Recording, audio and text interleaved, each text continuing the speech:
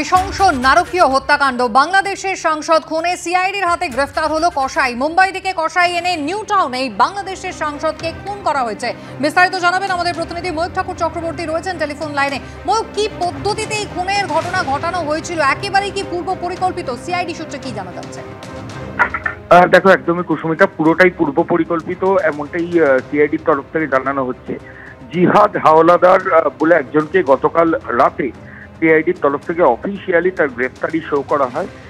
গতকাল সারাদিন এই জিহাদ হাওলাদারকে সিআইডির তদন্তকারী আধিকারিকরা, সিনিয়র র্যাঙ্কের অফিসাররা, তারা কিন্তু জিজ্ঞাসাবাদ করছিলেন এবং সেই জিজ্ঞাসাবাদের পরেই জিহাদ ব্রেক করে যে পুরোটা স্বীকার করে নেয় এবং তারপর তাকে রাত্রিবেলা গ্রেফতার করা হয়। আজকে তাকে বারাসাত আদালতের পুলিশ আধিকারিকরা পাঠাবেন সিআইডির তরফ থেকে।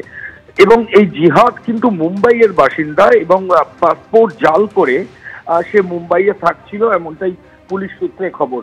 শুধু তাই নয়, এই জিহাদকে এই সাংসদ খুনের ঘটনায় যে মূল মাস্টারমাইন্ড আখরুজ্জামান এই মাসখানেক আগেই কিন্তু জিহাদকে ডিপ্লয় করেছিল এবং মাসখানেক আগেই জিহাদ কলকাতায় চলে এসেছিল।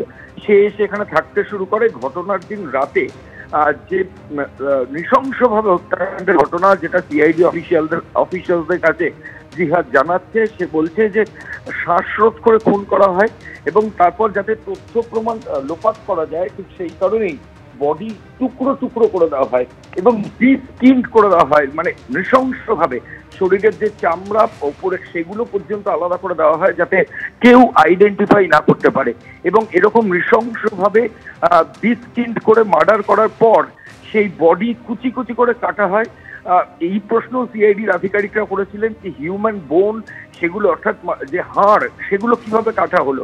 এই যে অভিযুক্ত, সে যেটা পুলিশের কাছে জানিয়েছে সিআইডির কাছে, যে সে সেই যে হাড় সেগুলো কিন্তু টুকরো টুকরো করে চপ করে সেগুলো আলাদা আলাদা প্যাকেটে করে রাখে এবং বাকি যে ফ্লেশ অর্থাৎ বাকি যে শরীরের অংশ সেগুলো আলাদা আলাদা করে কেটে একটা পলিপ্যাকের মধ্যে সেগুলো রেখে সেগুলোকে তারা ডিসপোজ করে।